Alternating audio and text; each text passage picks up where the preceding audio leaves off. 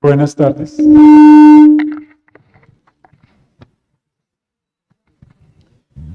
Muchas gracias. Rogamos a los asistentes poner en modo silencioso sus teléfonos celulares.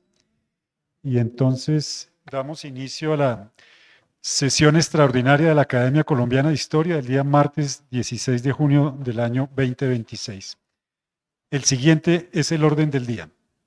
Primero, aprobación del orden del día. Segundo, himno nacional de la República de Colombia. Tercero, verificación del quórum.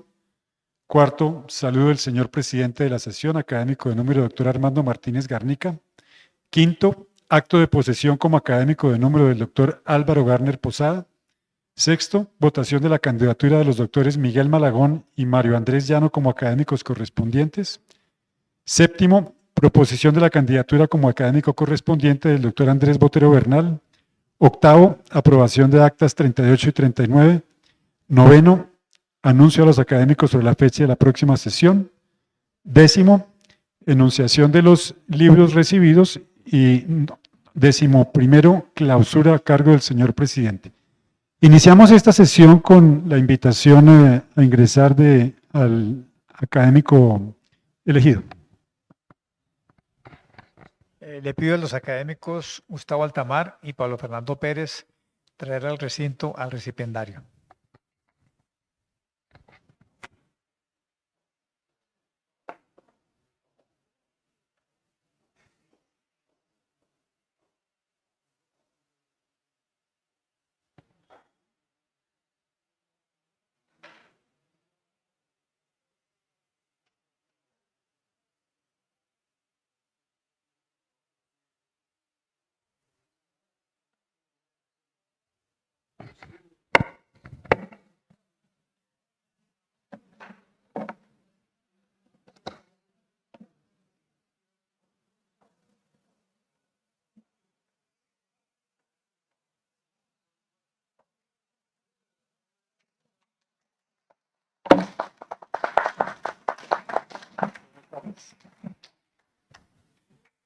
Bienvenido, doctor Álvaro. Entonces, sometemos a aprobación el orden del día.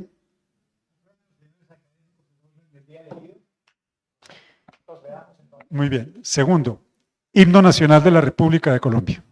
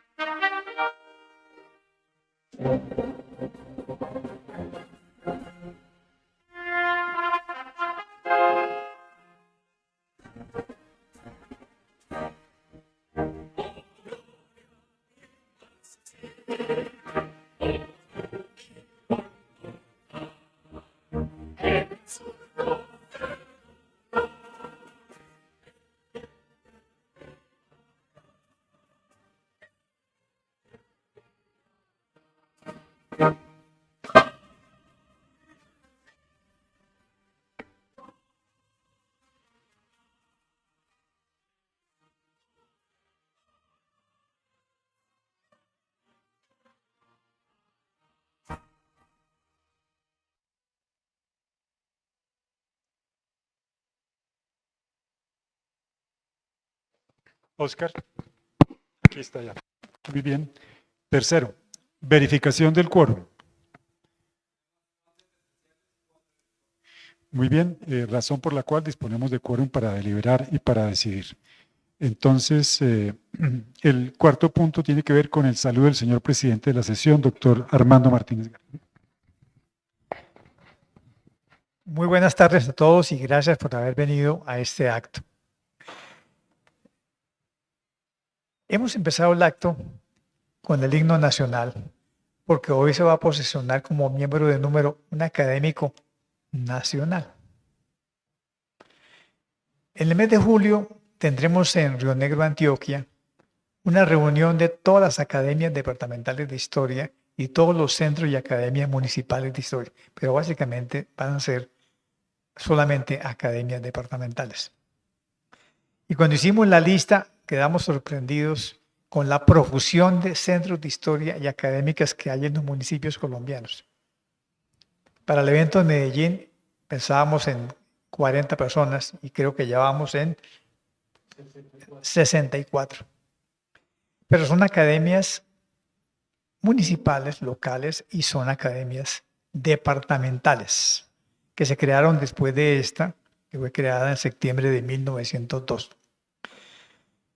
Gracias a ciertas reformas que se hicieron en el reglamento y en los estatutos de esta academia, desde hace 6 años comenzó a ser, ahora sí, una auténtica academia nacional porque recibe entre sus miembros de número a prestantes figuras de las academias departamentales, como en el caso del día de hoy. El doctor Álvaro Garner Posada representa una región muy particular que vamos a llamar hoy el Alto Occidente del país. Por lo tanto, representa una región específica y muy localizada en la Academia Nacional, porque a partir de hoy es académico de número nacional, la máxima distinción que puede tener en Colombia un académico. Estamos muy contentos de tenerlo entre nuestras filas, porque además se ha ganado un premio nacional de historia que ofreció esta academia. Contar con académicos nacionales es muy importante porque desde la fundación de esta academia es un órgano consultor del gobierno nacional, pero también de las Cortes Constitucionales y hasta de los jueces de la República. Hoy tuvimos que resolver una consulta basada en una tutela puesta contra un candidato presidencial que acusó al otro de usar un símbolo nacional que no lo es, porque es un símbolo deportivo. Esas consultas nos llegan con mucha frecuencia y a veces con suma urgencia, como la de hoy, porque el juez no nos dio sino 12 horas para contestar. Y cada vez que tenemos académicos como Álvaro, académicos nacionales, nos reforzamos para poder responder todas las consultas especializadas que nos han estado haciendo, excepto cuando hay presidentes que saben todas las historias, entonces nunca nos consultan. Ahora nos van a contar los merecimientos de Álvaro Garner Posada, un caballero de una región específica de Colombia. Y le damos la bienvenida y le expresamos nuestra complacencia por su ingreso a una silla de número y a ustedes de nuevo mi agradecimiento por acompañarlo. Entonces, bienvenidos.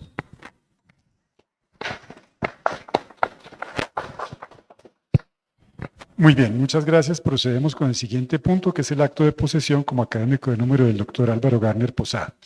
Procedo a hacer la presentación del recipiendario. El doctor Garner es abogado de la Facultad de Derecho de la Universidad de Caldas. Durante varios años ha sido columnista del diario La Patria de Manizales, también periodista cultural del diario El País de Cali. Igualmente se ocupó de la jefatura de redacción de la revista Nuevo Estadio de Manizales. Ha sido presentador y entrevistador del canal Telepacífico. Ha sido igualmente jurado de varios concursos de periodismo. En el área docente ha sido catedrático de la Universidad San Buenaventura de Cali, así como de la Universidad Autónoma del Occidente de Cali y de la Universidad de Caldas en Manizales. Ha sido conferencista en temas de historia en diversos foros. Es autor de varios libros relativos a la historia de Colombia, entre los que se cuentan Guerras civiles en el antiguo cantón de Supía, El último radical, Buenaventura, un puerto contra la voluntad del destino. El doctor Garnes es miembro de número de la Academia Caldense de Historia y presidente de la misma. Tomó posesión como miembro correspondiente de la Academia Colombiana de Historia el día 3 de mayo del año 2022. Además es ganador del Premio Nacional de Historia de la Academia Colombiana del año 2024. Procedemos entonces a la toma del juramento. Doctor Álvaro Garner Posada, jura usted por la patria y por la Academia Colombiana de Historia cumplir fielmente los deberes que le impone el cargo de académico de número para el cual ha sido elegido. Si así lo hicieres, que ellas os lo premien, y si no, que ellas os lo demanden. Muy bien. Procedemos entonces a oír la disertación del recipiendario que versa sobre el tema Quiebralomo, el Real de Minas con alma de Palenque del siglo XVIII.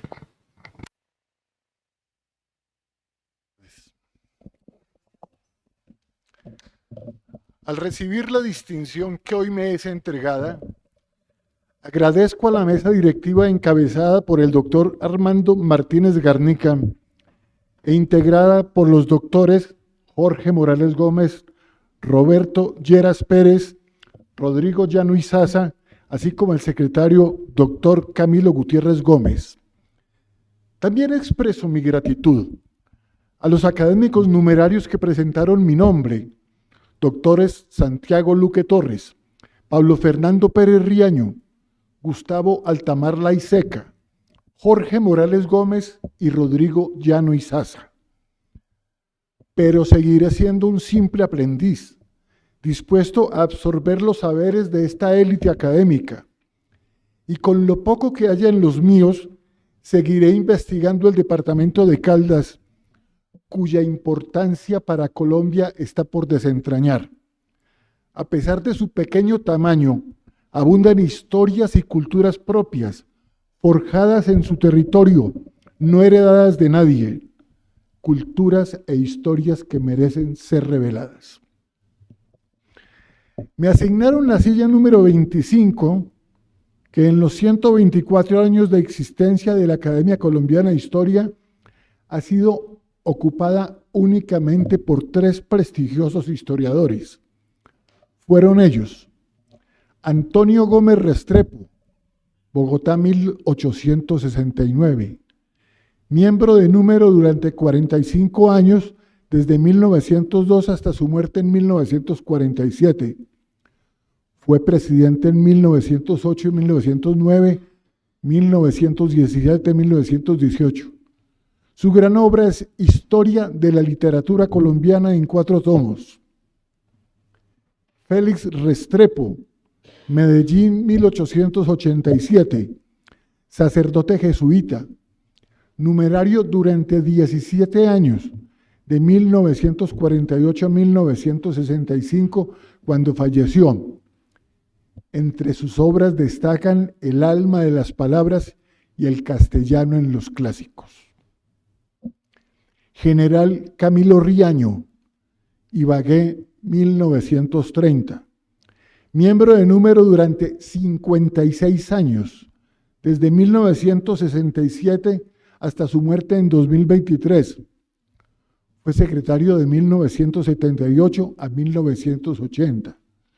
Su obra más destacada es la biografía del general venezolano Rafael Urdaneta. Aunque no voy a igualar la vigencia vital de ninguno, honraré su legado, siendo digno de la alta silla que heredo de ellos. También evoco al inolvidable académico inglés Malcolm Dees, quien desde esa tribuna dejó un sabio consejo: hablar de un tema que nadie conozca para que nadie lo contradiga a uno. Y eso me propongo hacer.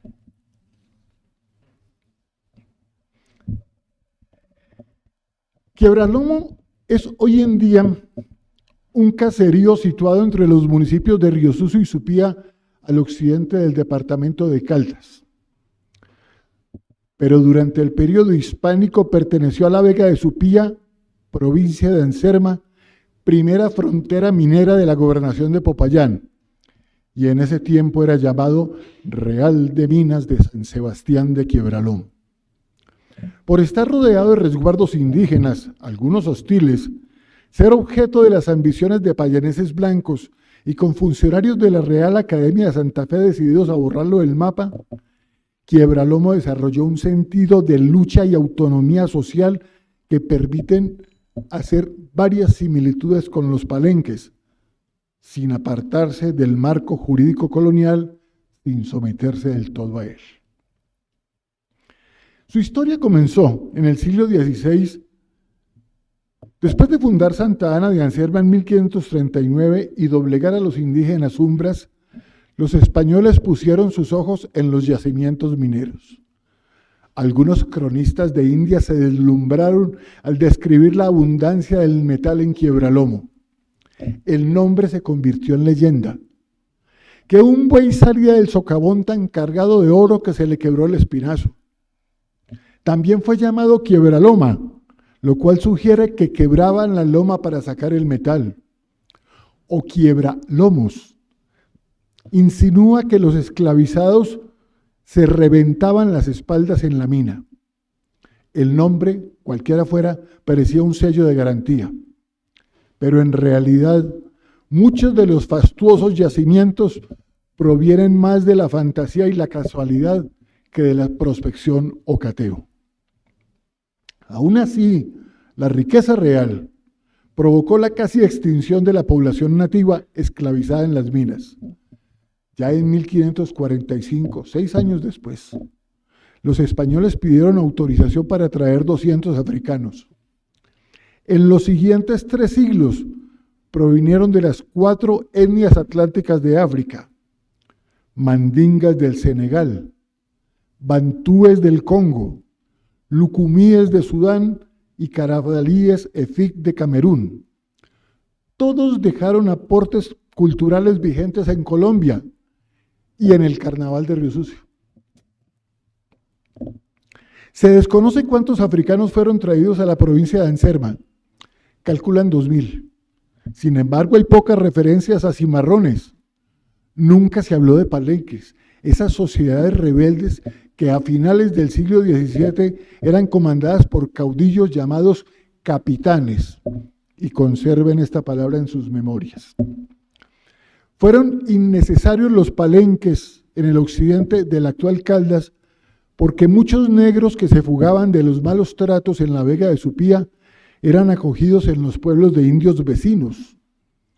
Aunque las dos etnias rivalizaban, hacían causa común contra el blanco opresor.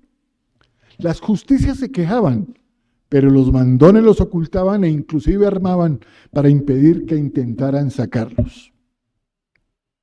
Por eso en los censos indígenas de los siglos XVII y XVIII aparecen apellidos africanos que hicieron figurar como nativos para ocultarlos. Por ejemplo, Paca, que bien pudiera ser una deformación del Mbaka Bantú. Del antiguo Congo podría derivar uno hoy considerado como indígena en Río Sucio, Melchor. ¿Por qué? Porque ese rey mago era el santo patrono del Congo desde el siglo XV. También el apellido Mina. Con criollos se identificaba a los negros nacidos en América. Todos desaparecieron por la asignación o adopción de patronímicos españoles. Solo 2 se aculturaron y sobreviven en el resguardo indígena de la montaña: Bañol, yoruba senegalés, y Taba, de origen bantú. Ellos representan la aceptación definitiva del negro como indígena. Pero esto es un proceso que se nos adelanta en el tiempo. Retrocedamos hacia 1580, cuando fue descubierto en el Chocó oro de aluvión en abundancia, más fácil y barato de extraer que el de socavón de Quiebralomo. Hubo desbandada de españoles de Anserma con sus cuadrillas. En la Vega de Supía fueron abandonadas más de 500 minas. En Quiebralomo quedó solo una en explotación. Solo permanecieron los dueños de 2 o 3 negros, que iban a la mina solo en temporada de lavada. Después delegaron en los capitanes de cuadrilla, que eran siervos o libertos de confianza. Al recaudar el oro extraído, no lo entregaban del todo, y así tenían más posibilidades de comprar su libertad. Algunos esclavizados no dedicaban los días de descanso a cazar ni sembrar, sino a recoger piedras o arenas desechadas para extraer oro que pasó inadvertido. Así, a la edad de 25 o 30 años, tenían con qué comprar la libertad. Las mujeres fueron más juiciosas en ese proceso de ahorro, y al ser libres, sus hijos nacían libres. Entonces esto nos lleva a pensar que quizás el origen de Quiebralomo Libre sea matrilineal. Hay que abierta esta posibilidad.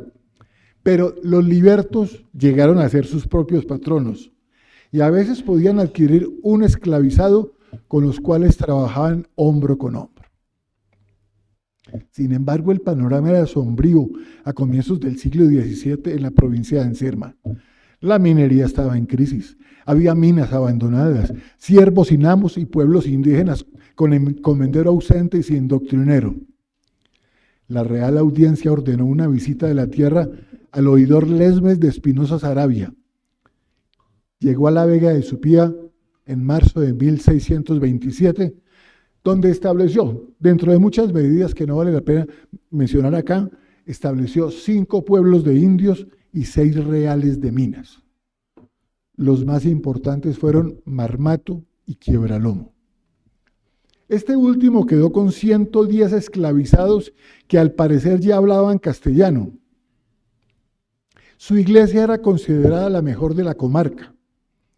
Los santos venerados fueron asociados por los africanos con el culto secreto de la santería los Yoruba. Y miremos, el patrono era San Sebastián, a través del cual se veneraba a Omolú, dios de la medicina. Había 4 cofradías: Nuestra Señora de los Remedios, quizás relacionada con la Virgen de la Caridad del Cobre cubana, llamada en principio Señora Nuestra de la Caridad y Remedios, asociada con Ochún, protectora del oro, los ríos, la fertilidad y el lujo. Su mayordomo era Francisco Sape, apellido Yoruba.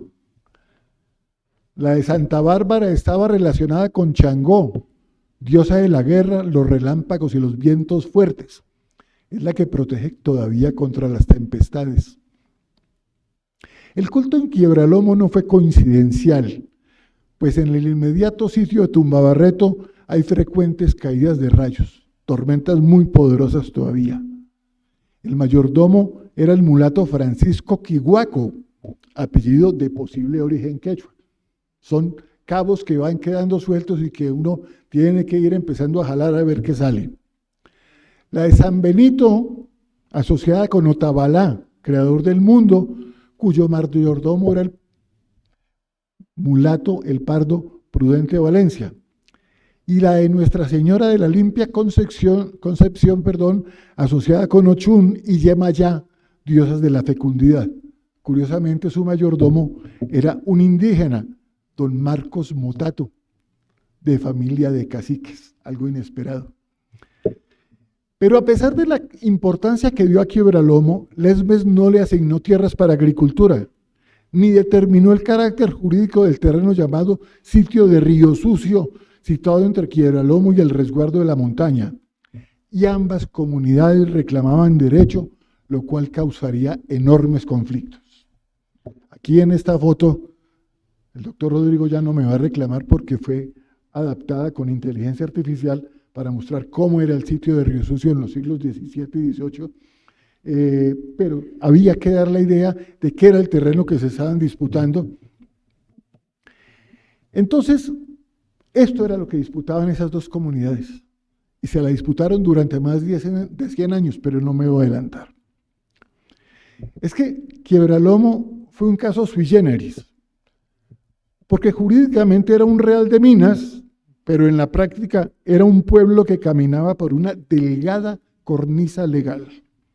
Para ganar respeto, debía estar entre los más organizados, pero un reconocimiento oficial causaría su desaparición. ¿Por qué? Porque las leyes reales prohibían vecindarios libres a 1 legua o menos de los pueblos de indios. Y Quiebralomo estaba en medio de 4, San Lorenzo y Cañamomo, que le estaban adscritos eclesiásticamente, la montaña y Supía. Ahí en el círculo se alcanza a ver el pobre puntico de Quiebralomo en medio de ese mundo de indígenas. Los montañas argumentaban que Quiebralomo era un pueblo disimulado y los mulatos se defendían diciendo que no, que era un real de minas. Y realmente solo en 1627 hubo allá más esclavizados. Vecinos blancos de Anserma, nacidos hacia 1670, declararon que desde niños conocieron a Quiebralomo poblado por mulatos libres, pues solo había 3 familias blancas. En 1710 había 6 blancos. En el censo de 1765 fue llamado Real de Minas de Mulatos. El siguiente cuadro muestra el aumento de pardos libres frente a negros esclavizados y otras etnias. Miremos el censo de 1627, 12 pardos libres frente a 110 esclavizados y 4 blancos. 0 mestizos, 0 zambos, 0 negros libres. En el de 1749, 638 pardos libres frente a 6 esclavizados negros. En el de 1768, 800 pardos libres frente a 12 esclavizados. En el de 1761, en el de 1768, 811. El de 1771, 768 frente a 11. Y en el de 1763, 764 frente a 60 esclavizados. Ya voy a explicar por qué ese aumento. Decisivo para la consolidación de Quiebralomo libre e independiente fue el capitán, otra vez la palabra, el capitán mulato Lorenzo Gutiérrez Calvo. Tenía el mismo título de los líderes de los palenques contemporáneos, lo cual permite hacer un paralelo, una similitud, no un paralelo, sino mejor una similitud entre ambos tipos de comunidades, a pesar de tener estructuras sociales diferentes. Habría nacido hacia 1687 y al parecer su padre fue Francisco Gutiérrez Calvo, mayordomo de iglesia del Real de Quiebralomo. Y sus hijos, hubieran nacido esclavizados o libres, fueron educados, lo cual prueban las firmas que dejaron en los documentos. Lorenzo se reveló como defensor de la autonomía de su comunidad en 1729 cuando, abro comillas, el pardo capitán de los pardos del Real de Quiebralomo, cierro comillas, y su hermano Martín resistieron armados una orden de captura por desarmar y romper la vara de justicia del alcalde de la Santa Hermandad. Debido al deterioro del documento, se ignora la causa del episodio. No tocaron la persona, pero atacaron el cargo, como dando a entender que no tenía autoridad sobre ellos. Por esa razón, el alcalde de Anserma los puso presos y no se resistieron, lo cual significa que respetaron su autoridad. 1 hora duraron encarcelados, pues numerosos quiebralomeños armados amenazaron con matar a los alcaldes si no los soltaban. Regresaron con ellos a Quiebralomo, pero los ánimos siguieron caldeados. Por la noche redoblaron tambores y disparando tiros de fusil bajaron en formación al sitio de La Vega. De no ser por el párroco de Supía, Cristóbal Barahona de la Torre, el asunto hubiera pasado a mayores. Como a los cabildos les resultaba difícil controlar los asentamientos libres, el alcalde pidió tropas a la lejana Anserma, no queda sino a 8 días de distancia, pero pidió tropas. Pero los Calvos resolvieron entregarse a la Real Audiencia de Santa Fe, que envió a Lorenzo a prisión. Desde adentro se propuso de demostrar que actuaron en defensa propia. Salió menos de 6 meses después, que es insólito en el caso de un mulato libre, pues los oidores obraron con suma cautela, porque preferían negociar antes que contrariar a las comunidades mulatas. Es factible que esos quiebralomeños armados que mencioné hace un instante fueran la milicia de pardos libres, grupos étnicos militares reconocidos en 1623 por Real Cédula, que no estaban subordinados a oficiales blancos. La de Quiebralomo era, abro comillas, la compañía del capitán Lorenzo Gutiérrez Calvo, cierro comillas, y sus lugartenientes eran el alférez Martín Calvo y el sargento Bernardino Urretavisque. Quizás sus grados se debieran más a preeminencia social que a escalafón militar, o serían heredados. En todo caso, los milicianos iban armados por la calle, hasta que el obispo de Popayán, Figueredo, ordenó que cuando entraran a la iglesia llevaran sus armas al cinto y no en la mano, o serían excomulgados. Esto muestra la prepotencia con que obraban. Tener líder con ejército propio indujo a los quiebralomeños a proclamar que no reconocían, abro comillas y pónganle cuidado, no reconocían dominio, sujeción y respeto a sus antiguos amos como vasallos. Cierro comillas. Declaración que recuerda el espíritu indómito de un Palenque. Las autoridades coloniales callaron porque preferían contemporizar a confrontar para no disgustar a los milicianos. En el fondo, las gentes de color causaban miedo a la monarquía que prefería negociar.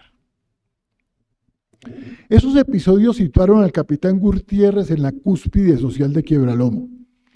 Contrajo segundas nupcias con doña Catalina, de apellido desconocido, pero blanca. Extraños, escasos eran los matrimonios de mulato con blanca. Tuvieron 4 hijos y se constituyó en el quiebralomeño más importante del siglo XVIII, principal artífice de la consolidación del Real de Minas como población y de la autonomía de su entidad mulata, su comunidad mulata. Lleguemos a mitad del siglo XVIII, y ya es una época muy avanzada. Todavía quedaban manifestaciones de africanía en Quiebralomo. Es que recuérdese que los mulatos descendían de esclavizados que usaron el cristianismo como fachada para venerar a sus dioses y practicar sus ceremonias ancestrales.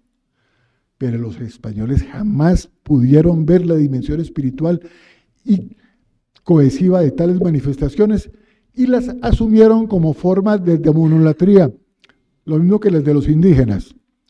Por eso, negros e indígenas veían el demonio como un espíritu carente de la malignidad cristiana. Era poco el fervor de los quiebralomeños. Entraban al templo sin quitarse el sombrero, conversaban adentro, se hincaban solo con una rodilla o permanecían sentados, toda la musa. Se reunían en el atrio a charlar y fumar, trabajaban los días festivos, lo cual les daba pretexto para no ir a misa ni colaborar con las obras de la iglesia. Se la gozaban en materia de religión. En cambio, les entusiasmaba el culto externo. En la fiesta de Reyes Magos hacían autos sacramentales y lo profano incluía contradanzas a pie y danzas ecuestres o maestranzas que derivaron en carreras y cabalgatas durante el carnaval de Río Sucio. Una manifestación formal de fervor llegó a la pila bautismal. En el censo de 1768 aparecen las hermanas Baltasara y Melchora Espinosa Sete y Gaspar Hernández. Hay familias apellidadas Reyes y Melchor y en la montaña quedó el apellido Gaspar. Eso muestra la fuerza que tuvo la fiesta de Reyes Magos en lo que es hoy en día el actual occidente de Caldas. Pero la iglesia hizo lo posible por reprimir lo profano de las fiestas religiosas, o por lo menos despojarlo de lo pagano.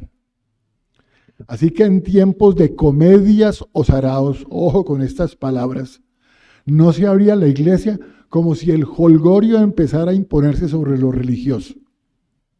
Las comedias debieron ser sainetes públicos de los cuales pudo nutrirse la cuadrilla carnavalera riosuceña, cuyo líder es llamado capitán. Vuelve a aparecer la palabra. Los saraos eran bailes colectivos, quizás nocturnos, como son los principales actos del carnaval contemporáneo. Otras maneras de denominar los festejos eran bodorrios y bundes. Sugiere entonces que los organizaban los líderes de las sociedades secretas mandingas y bantúes, pues bunde es vocablo bantú, y las sociedades existieron para cohesionar a estas comunidades. Los quiebralomeños decían que no, que ellos habían dejado hacía tiempos esas celebraciones, pero es que una manera de las comunidades defender sus culturas es sumirlas en el secreto, dar la impresión de que no existen y solamente se las revelan a quien le tienen confianza. Durante la fiesta del patrón San Sebastián había florilegios o lecturas de fragmentos de obras religiosas. Podrían ser una de las fuentes de los decretos del precarnaval riosuceño, puesto que la lectura era pública y estaría a cargo de los pocos que sabían leer.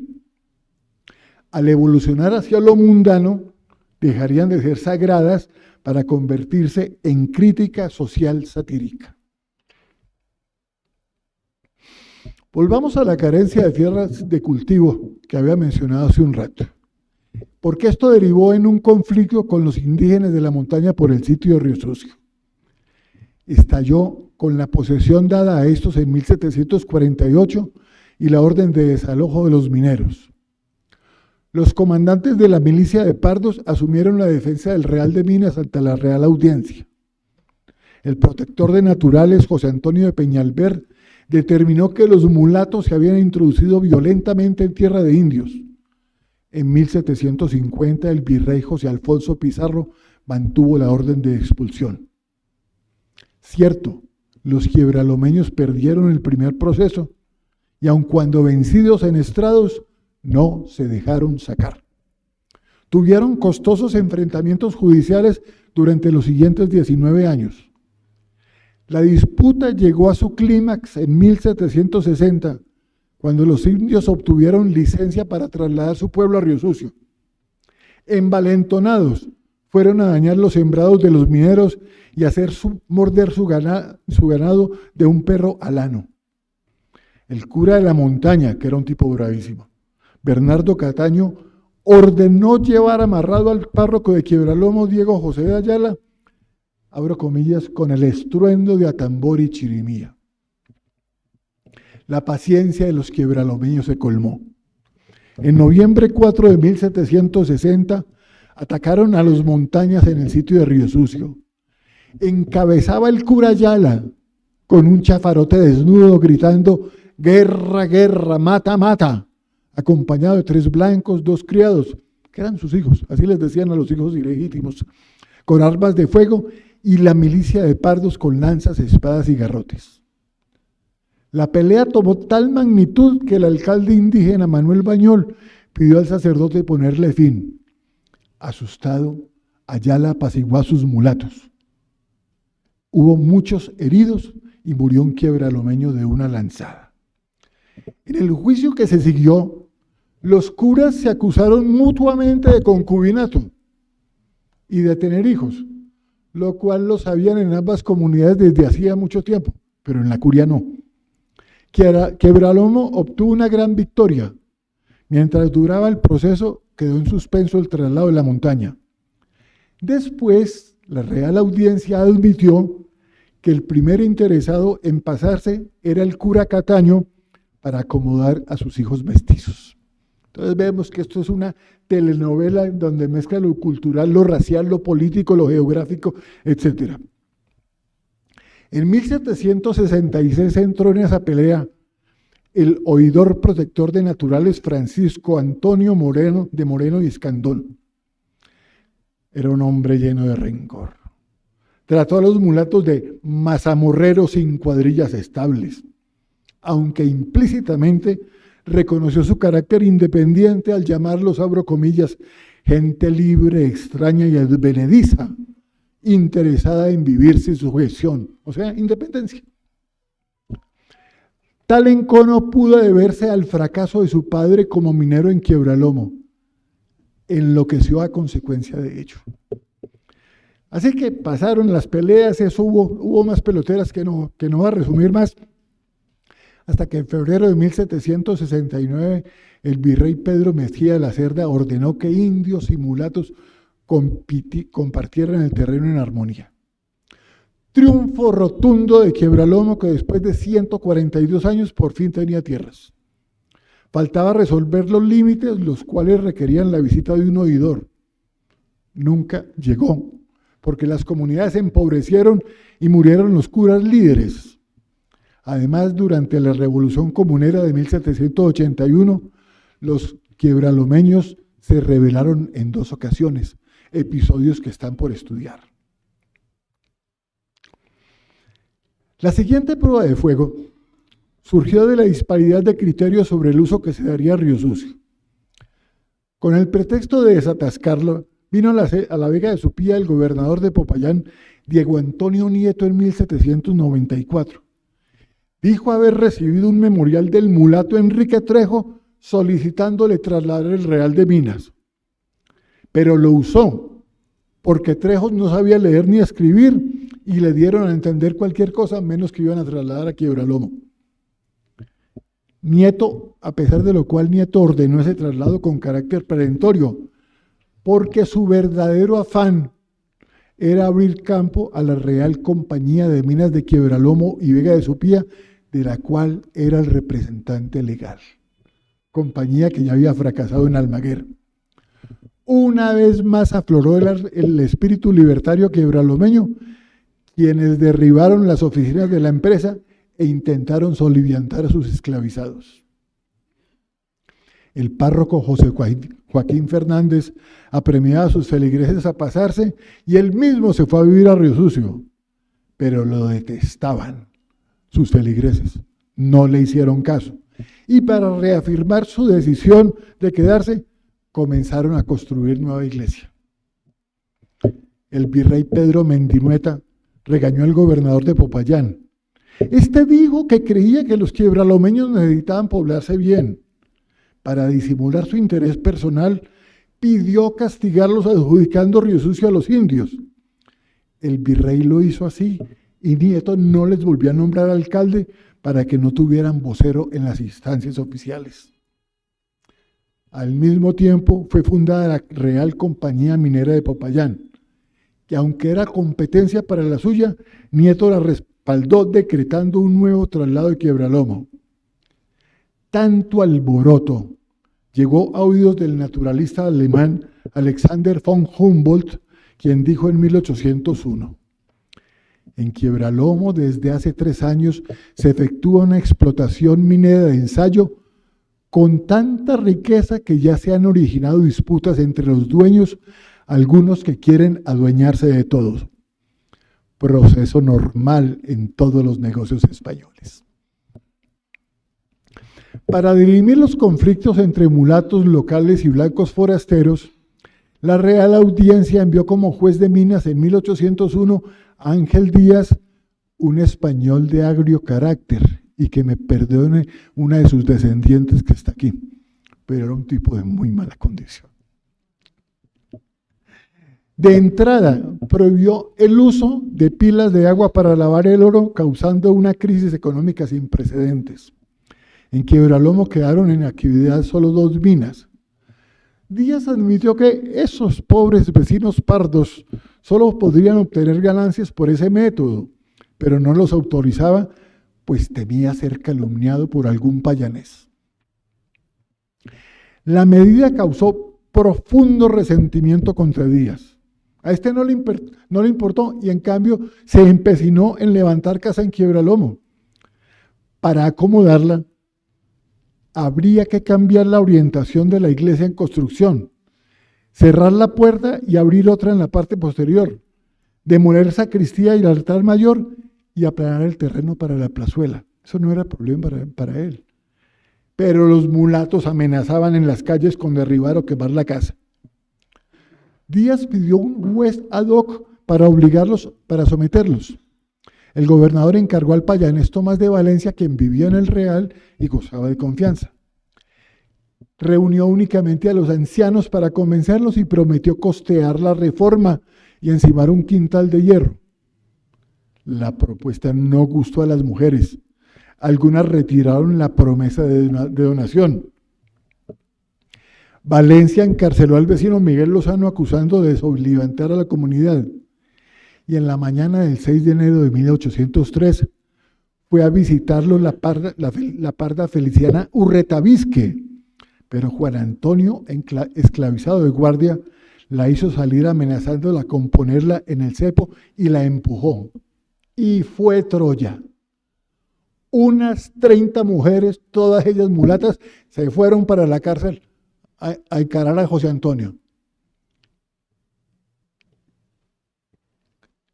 Claro, intervino el juez Tomás de Valencia y fue recibido con piedras en la mano e insultos. Ustedes se imaginan en una época tan clasista, en que los españoles, los blancos, estaban por encima de todo, que unas mulatas, mujeres además, los enfrentaran. Eso era inconcebible. Juan Antonio amenazó a Feliciana con darle una puñalada y la persiguió con un cuchillo. Y eso que a los siervos les estaba prohibido portar armas. Juana Calvo se enredó las enaguas entre sus piernas y dando golpes al suelo con una vara gritaba: acabemos con este cochino a palos. Había ira y resentimiento social. Manuel Hernández quiso abrir la puerta de la cárcel y cuando Valencia fue a impedirlo, lo insultó agitándole el puño. A las insurrectas las acompañaban ciertos hombres, divididos en pelotones que no intervinieron. Tal vez era la milicia de Pardos. Las mulatas salieron victoriosas con Lozano, desafiando que se los quitaran. Estaban resueltas a demostrar que Quiebralomo les pertenecía y muchos advirtieron que solo aguardaban a que se moviera algún forastero para acabar con todos. Y si la casa era construida, la derribarían aunque murieran varios. Defenderían la potestad de decidir el aspecto del pueblo. Lozano explicó al virrey Mendinueta que se había defendido de un forastero no avecindado. Estuvo en prisión durante año y medio. Valencia abrió sumario contra las mujeres, pero el virrey responsabilizó al gobernador Nieto, otra vez cuidándose con los mulatos. En 1805, la Real Audiencia consideró que hubo contubernio entre el gobernador Díaz y Valencia. Sonora derrota política para el mineralogista español, pírrica victoria para Quiebralomo. 6 años de casi total parálisis, la incómoda presencia de empresas mineras foráneas y los pleitos entre forasteros cambiaron para siempre a la comunidad mulata. Si bien les devolvieron la posesión de Río Sucio, se había quebrado su espíritu y crecía la división entre partidarios del traslado y defensores del sitio original. Además, debieron aguardar la visita del gobernador Miguel Tacón en 1808 para que le restituyeran el permiso de lavar con pilas de agua. Al comenzar el siglo XIX, la iglesia se propuso funcionar las parroquias de Quiebralomo y La Montaña. En 1809 envió a José Ramón Bueno como párroco del Real y en 1810 nombró a José Bonifacio Bonafón para un curato que ya sugería unión: San José de la Montaña y Quiebralomo o la Montaña de Quiebralomo. Pero en febrero de 1811 fue firmada la Declaración de las Ciudades Confederadas del Valle del Cauca, proclama de independencia de las provincias del norte de la gobernación de Popayán, en la cual quedó involucrada la Vega de Supía. En marzo de 1812, Quiebralomo adhirió a la Junta Gubernativa de Cali y envió oro y plata recolectados entre los vecinos. El primer contingente del Real, posiblemente la milicia de Pardos, fue incorporado en abril de 1812 a la primera compañía de Cartago, española. Es que numerosos mulatos se inclinaron por los realistas porque las reclutas patriotas redujeron las actividades mineras hasta en un 40%. Si bien el cura Bueno era de ideas realistas, no consta que hubiese hecho proselitismo. En cambio, la montaña se inclinó por la causa patriota. Apenas en 1814 los párrocos Bueno y Bonafón lograron convencer a los dos vecindarios de pasarse Río Sucio. Hubo recelos, tensiones, peloteras y agresiones de lado y lado, pero terminaron aceptando. A última hora los quiebralomeños dijeron, juntos pero no revueltos. Y propusieron pasar las dos parroquias al mismo sitio, cada una con su respectivo cura. Quedaron tan cerca que fue necesario trazar una frontera sobre el antiguo Camino Real para separarlas. En 1815 fue conformada la Compañía de Milicias de Quiebralomo que combatió en el sur, algunos de cuyos nombres pasaron a la leyenda. Quizás fue el último rezago de la milicia de Pardos Libres. En esta ocasión luchó con los patriotas. Esto pudo influir en su tardanza para trasladarse, pues los indígenas lo hicieron a comienzos de 1816. Apenas en 1818 los quiebralomeños fabricaron iglesia en el nuevo sitio con gran disgusto de los montañas. Los trataron de intrusos que habían perdido el derecho a pasarse. Los quiebralomeños hicieron caso omiso y adjudicaron lotes a 16 familias, las únicas casadas por lo católico. Es posible que el traslado fuera usado como señuelo para sacramentar las uniones de hecho en Quiebralomo, pues la prédica eclesiástica sobre el matrimonio no hacía efecto en las aldeas mulatas. Pero el 39% de la población se quedó en Quiebralomo Viejo, lo cual indica la división de la comunidad. 3 años después, en 1821, la comunidad quiebralomeña se fragmentaba. Desaparecieron 3 de los 16 apellidos fundacionales y había mucho forastero de origen desconocido. Gente iba a la montaña y volvía.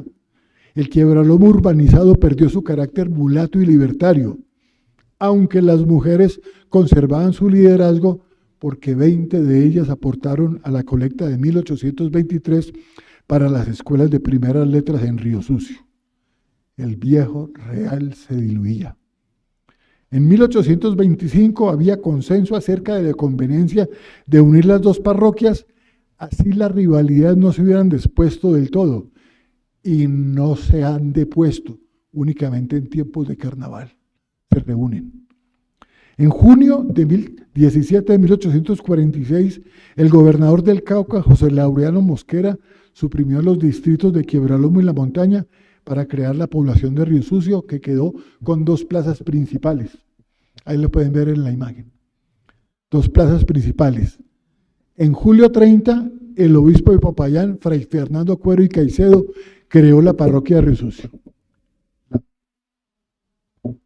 La imagen, por favor. No, por favor, dame esa imagen otra vez. Ya.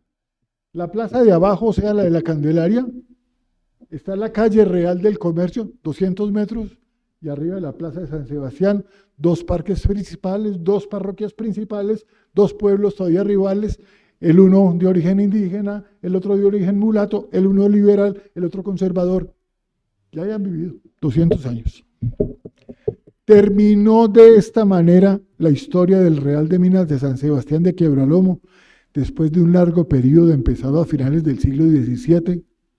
En el XVIII se consolidó como sociedad mulata con notable semejanza a un palenque, defendió su autonomía enfrentándose a indígenas vecinos y blancos de Popayán.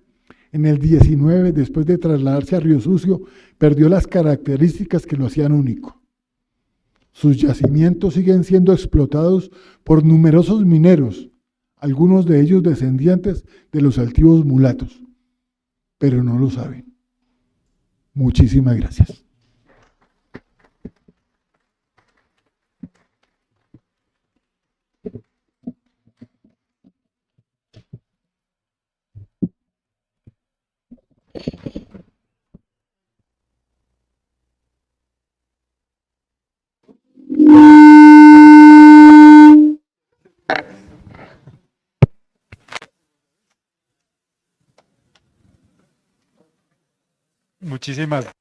muchísimas gracias.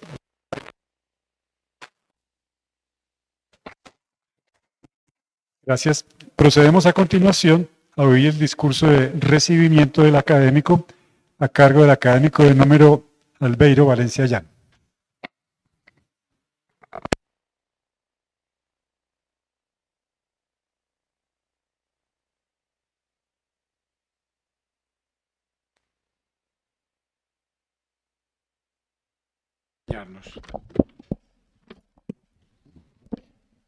Cuando leí la ponencia de don Álvaro Gardner, Quiebralomo y el Real de Minas, con alma de palenque del siglo XVIII, recordé que a pesar de la importancia del Real de Minas, de San Sebastián de Quiebralomo, de la gobernación de Popayán, se desconoce casi toda su historia de más de 250 años. En este punto llegó a mi memoria una nota del doctor Otto Morales Benítez del año 2005, titulada El joven y vivaz historiador Álvaro Gardner, haciendo referencia a sus publicaciones sobre la región de Marmato, Supía y Río Sucio. Escribió el doctor Otto. Este repaso de hechos trascendentales, a pesar de su cercanía a lo local, revela a Álvaro Gardner como un descubridor histórico. Este mundo de lo local y de lo regional le da una categoría. No anda detrás de lo ya establecido y menciona situaciones, hechos, nombres de personas y personajes que de otra manera desaparecerían. Álvaro Gardner, con sus libros, nos lleva a estar en cercanías de muchos acontecimientos que de otra manera no contarían en los anales nacionales.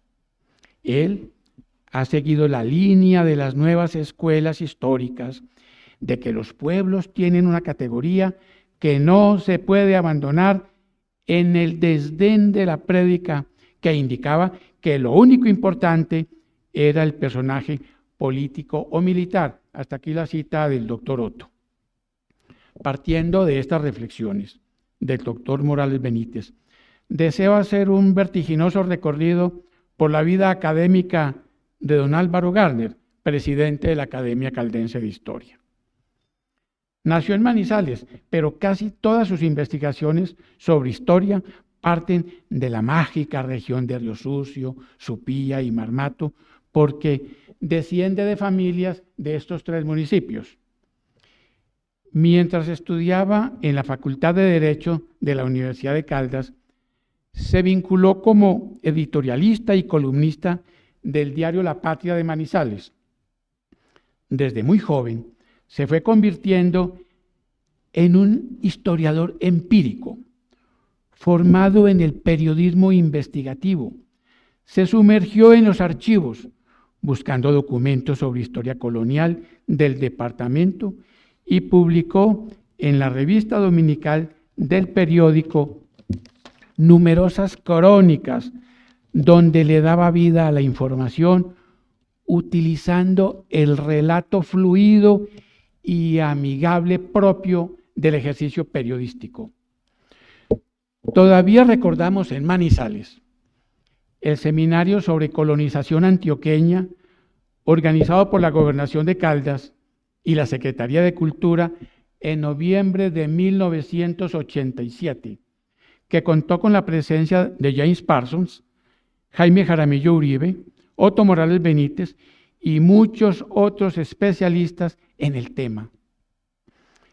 El seminario tuvo mucha difusión por parte del diario La Patria, pero se destacó una larga y excelente entrevista que le hizo el periodista Gardner a James Parsons y que tituló El gringo que nos enjalmó lo de la colonización antioqueña. Aprovechó que era el editor de la revista dominical del diario para publicar el artículo Huellas inglesas y alemanas en el occidente de Caldas, donde narró historias de algunos mineros europeos que llegaron desde el siglo XVIII a explotar las minas de Marmato. Pero el fondo del ensayo giró alrededor de la vida de Carlos Eugenio Gardner. Como se trataba de una historia familiar y salían a la luz algunos secretos que se conocían por la tradición oral, firmó el artículo con el seudónimo de Eugenio Bon Vivant, juego de palabras que traduce bien nacido y bien vivido. De este modo, podía escribir sobre su familia y esperar las reacciones escudado tras el seudónimo. La publicación fue todo un éxito, pues se despertó el entusiasmo por los extranjeros que llegaron a explotar las minas de oro. Este artículo y las reacciones que provocó despertaron en su autor la pasión por la historia de Colombia y especialmente por el territorio de sus antepasados. Desde el año 1988 se vinculó como periodista cultural al diario El País de Cali, fundó la revista Gaceta Dominical y la dirigió durante varios años. Al mismo tiempo, ingresó al canal regional Telepacífico, donde fue presentador de programas culturales. Se vinculó al Festival Mono Núñez de Ginebra, Valle del Cauca, donde fue presentador del concurso nacional de intérpretes, director ejecutivo de FONMúsica, presentador del encuentro de expresiones autóctonas, jurado del concurso nacional de intérpretes de música andina y presentador del espectáculo Colombia Autóctona. La permanencia en Cali le permitió acopiar información en el Archivo Central del Cauca y en la Arquidiócesis de Popayán, que fueron el sustento para escribir media docena de libros sobre el Alto Occidente de Caldas, región que había pertenecido al Estado Soberano del Cauca. Después de su paso por Cali, se radicó en el municipio de Río Sucio y se desató el historiador empírico. Rescató el artículo publicado en 1987 titulado Huellas inglesas y alemanas en el occidente de Caldas.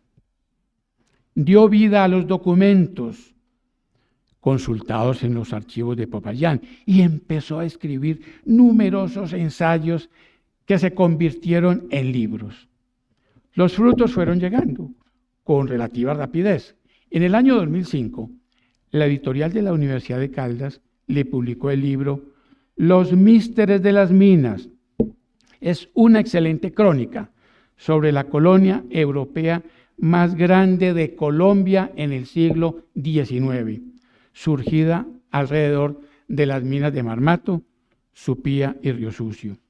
En este libro, el autor procura rescatar la memoria de los extranjeros que llegaron a las minas de Marmato, Supía y Quiebralomo durante los siglos XVIII, XIX y XX. Recuperó un listado de 286 nombres. La mayoría fueron olvidados y muchos se perdieron para siempre. Numerosos extranjeros se quedaron, se casaron con nativas o con descendientes de otros llamados místeres. Muchos de esos mineros murieron en estos pueblos y sus tumbas se quedaron en el olvido. Otros acumularon dinero y se instalaron en poblaciones más prometedoras, como Medellín.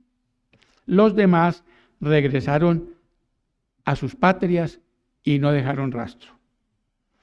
Pero los que se quedaron se comprometieron con el progreso de la región.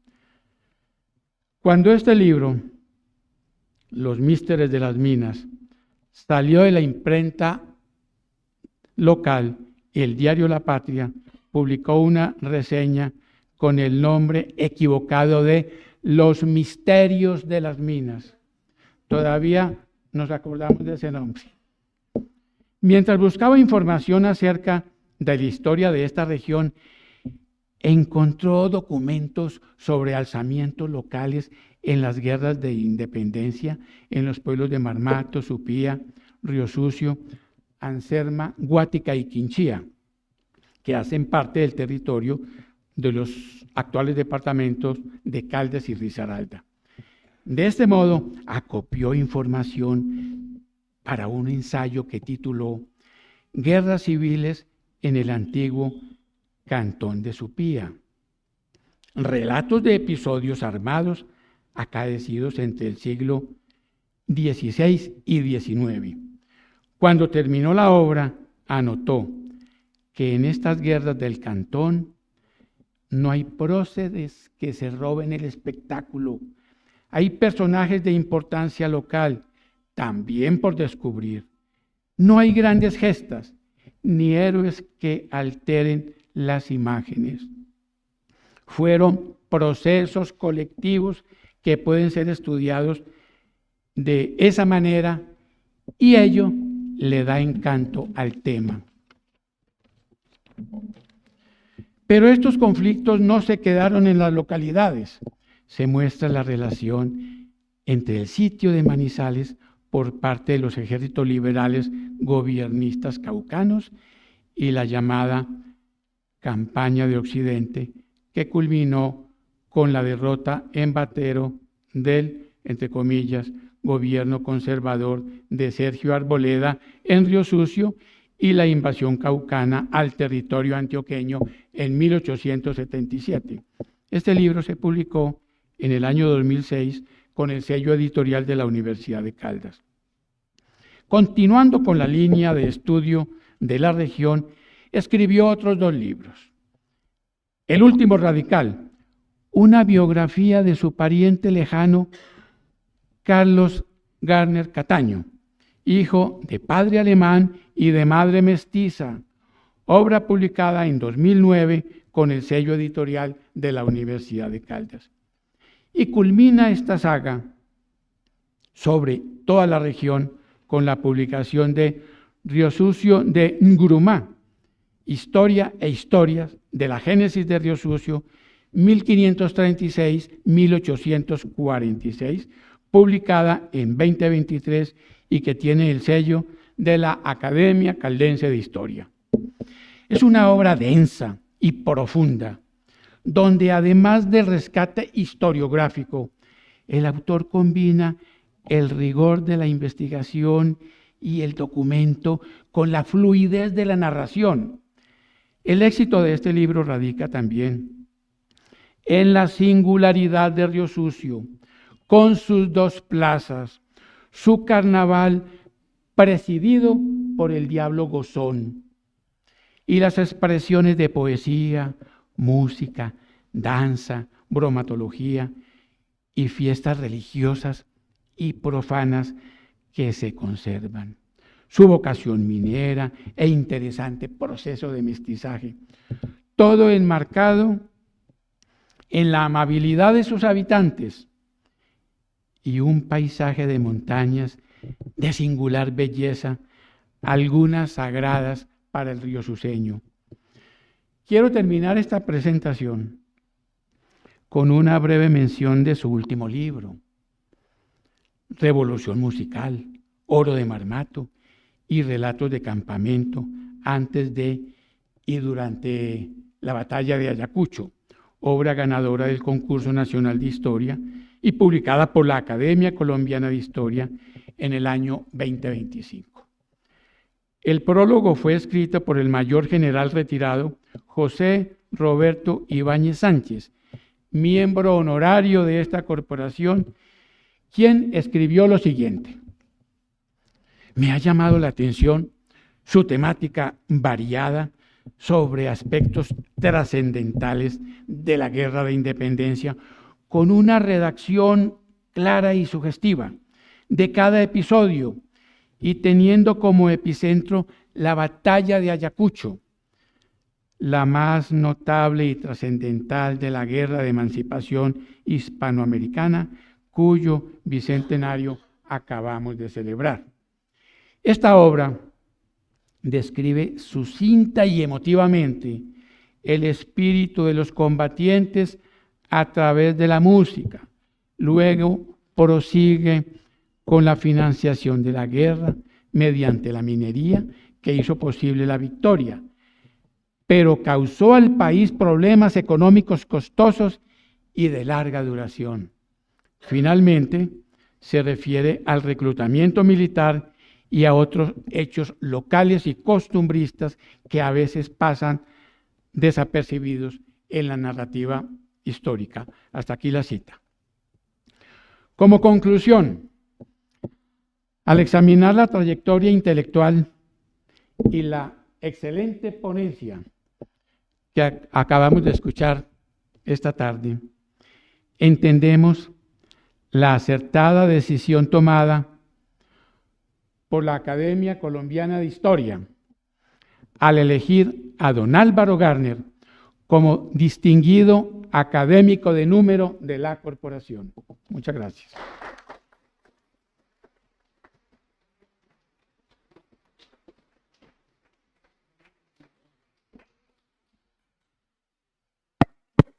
Muchas gracias, doctor Albeiro. Entonces procedemos a la entrega del diploma y la imposición de la venera. Leo entonces el texto del diploma que dice lo siguiente. República de Colombia.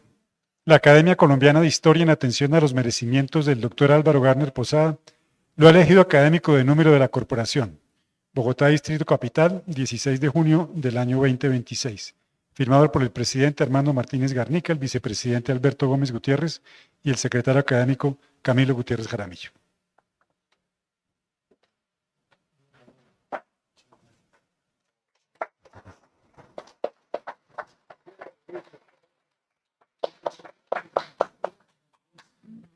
Muy bien. Bueno, Álvaro, mucho gusto. A continuación,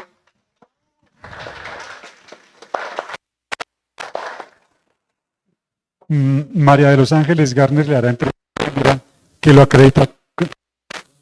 Esperanza Gárner le hace entrega de la venera que lo acredita como académico de número de la institución.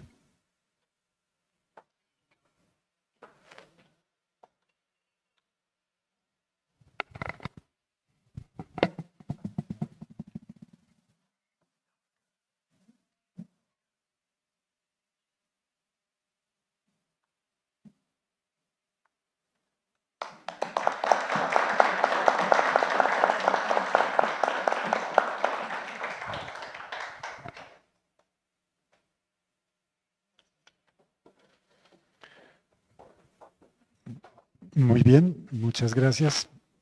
Procedemos entonces con el orden del día. El siguiente punto tiene que ver con la votación de la candidatura de los doctores Miguel Malagón Pinzón y Mario Andrés Llano Restrepo como académicos correspondientes. Me permito informar a los académicos que el día 10 de junio fue circulada entre los académicos correspondientes, honorarios y de número de electores las hojas de vida de los postulantes Miguel Malagón Pinzón y Mario Andrés Llano Restrepo en su aspiración a ser elegidos como académicos correspondientes de la corporación.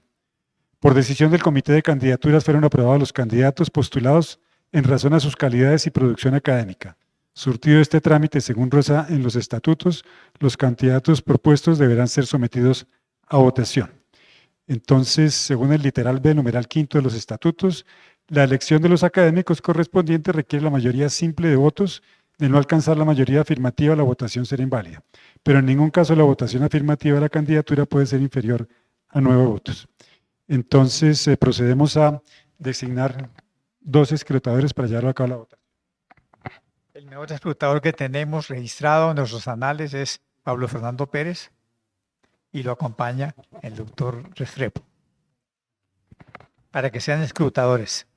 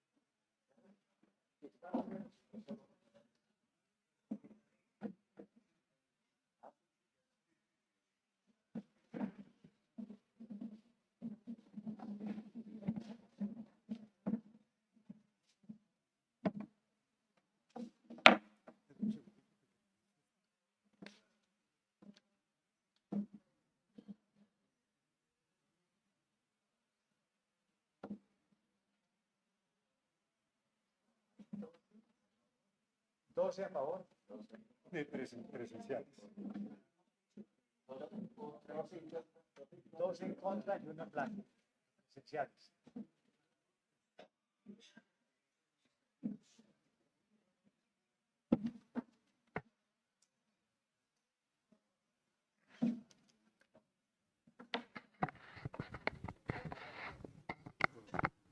Muy bien, entonces el resultado de la primera votación es el siguiente. Tenemos 2 votos virtuales afirmativos, 12 votos presenciales positivos, 2 votos en contra y 1 en blanco, razón por la cual queda elegido el doctor Miguel Malagón Pinzón.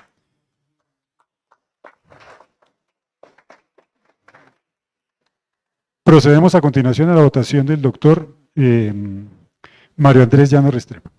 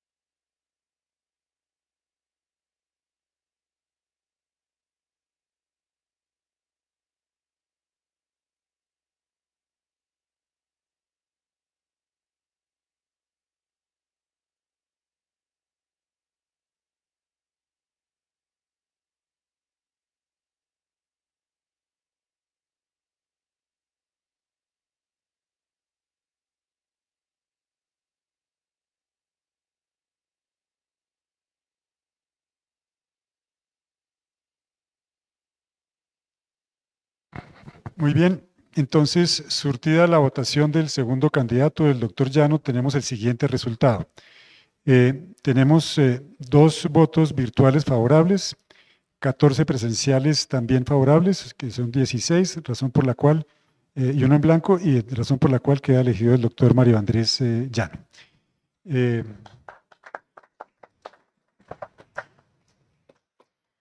Por secretaría, procederemos a informar a los 2 candidatos para el siguiente paso. Muy bien. Séptimo. Tenemos 8. Bueno, no, aquí está. Es la proposición de la candidatura como académico correspondiente del doctor Andrés Botero Bernal. La Secretaría recibió esta postulación que se encuentra firmada por la doctora Jacqueline Blanco y el doctor Rodrigo Llano Izaza. La proposición dice así: los académicos abajo firmantes nos permitimos presentar la candidatura del ciudadano colombiano doctor Andrés Botero Bernal como académico correspondiente de la corporación. El doctor Botero es bachiller del Colegio San Ignacio de Loyola de Medellín, es egresado con el título de abogado de la Facultad de Derecho y Ciencias Políticas de la Universidad Pontificia Bolivariana.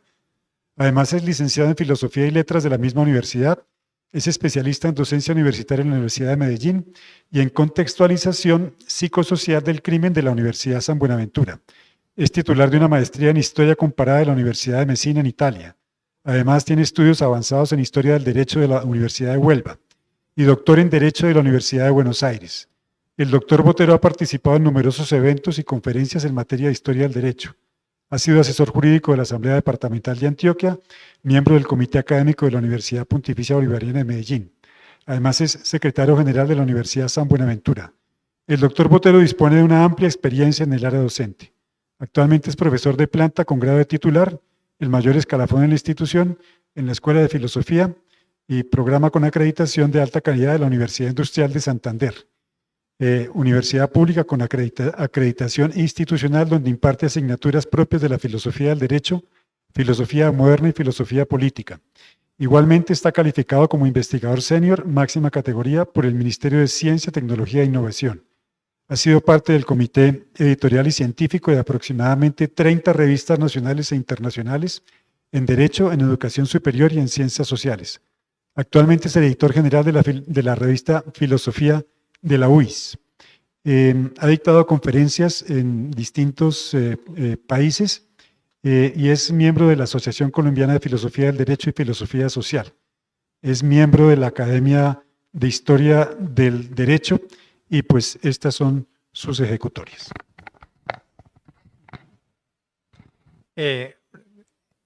¿Aprueban los señores académicos que pase esta proposición a examen del comité de candidaturas? Aprobado. Que el comité de candidaturas examine la hoja de vida y nos dé una propuesta. Muy bien, y pues tenemos un penúltimo punto que tiene que ver con la aprobación de las actas número 38 y 39, que quiero recordar que fueron sometidas, o sea, fueron enviadas a los señores académicos el pasado 9 de junio. Entonces, Como ya la recibieron con tiempo suficiente y la han leído, les pregunto a los señores académicos si aprueban las actas número 38 y 39. Aprobadas. muy bien.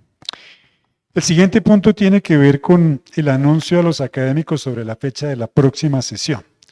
Entonces, esta tendrá lugar el día 30 de junio, en el cual será tratado el tema de la dimensión militar del mariscal Antonio José de Sucre, a cargo del coronel Jorge Mauricio Cardona, miembro de número de la corporación, quien ha presentado a la academia una proposición en el sentido de formular una invitación a esta sesión al señor comandante del Ejército, general Roger Gómez Herrera. Esta proposición se somete a consideración. ¿Se aprueba? Muy bien.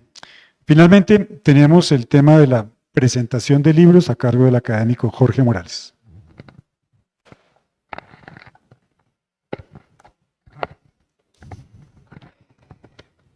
Bueno, han llegado últimamente a la biblioteca por canje con el Instituto de Antropología e Historia, Las Indómitas, una obra sobre descendientes de esclavos de Nana San Clemente y Lida Tascón, de Luis Guillermo Vasco Uribe, Abelino Dagua y Misael Aranda, Xirecolemisac, Historia del Señor Aguacero, Historia y Tradición Guambianas. Es uno de los libros más bonitos y más interesantes de historia oral de los misaco guambianos. De Felipe Gaitán Harman y una señora Trujillo Hassan, El solar de los curubos, Arqueología de las plantas en la Bogotá republicana. De Álvaro Botiva Contreras y Diego Martínez Ellis, Manual de Arte Rupestre de Cundinamarca, del 2002. Luis Enrique Rodríguez Vaquero, de 1995, Encomienda y vida diaria entre los indios de Muso. Hasta ahí la donación del ICANN.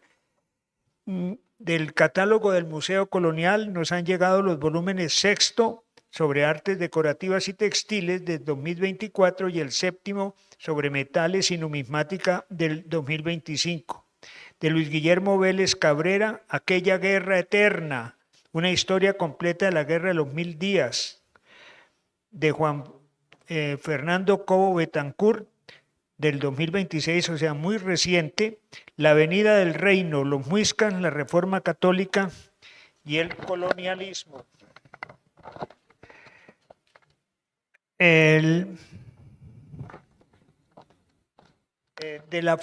Los descendientes del doctor Segovia, nuestro anterior presidente, donaron de la revista Hispanic American Historical Review desde 1970 a 2024, más un número suelto del 48, y también el Quarterly Journal of Military History de 1988 al 2012.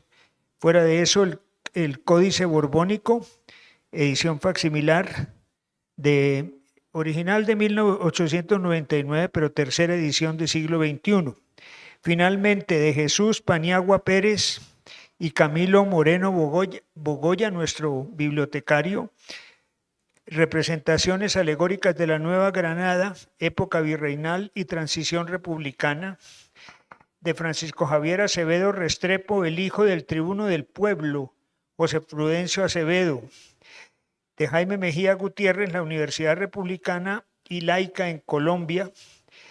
Y de Carlos Medina Gallego, finalmente, del 2019, una historia del ELN, Historia de las Ideas Políticas de 1958 a 2018. Muchas gracias.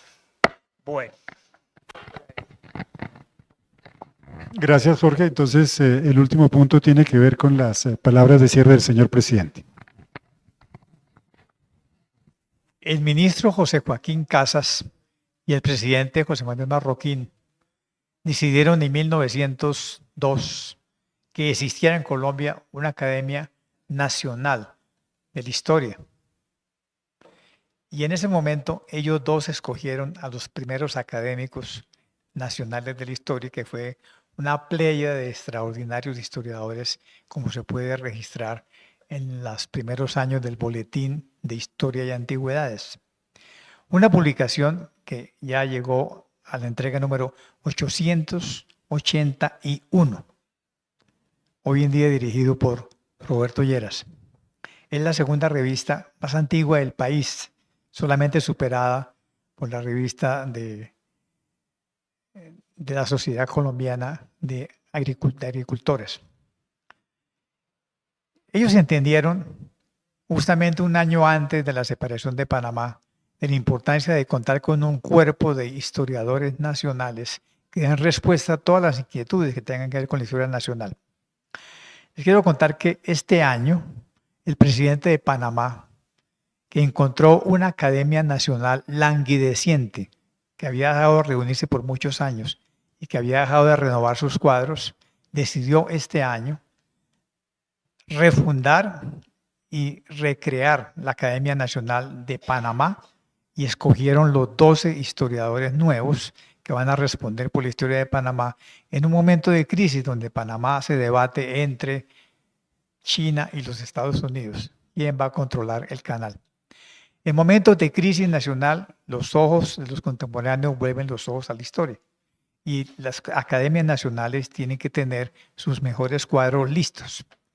Hoy hemos visto dos extraordinarios historiadores de la antigua gobernación de Popayán y de un pedacito que hoy llamamos la región alto sur del país, con estas historias tan detalladas de un distrito minero, y nos han mostrado la importancia de esta incorporación, la cooptación que hemos hecho hoy del nuevo académico de número, que nos enorgullece, va a potenciar la capacidad de respuesta de la academia a las consultas nacionales que cada día son más nutridas, especialmente la Corte Constitucional.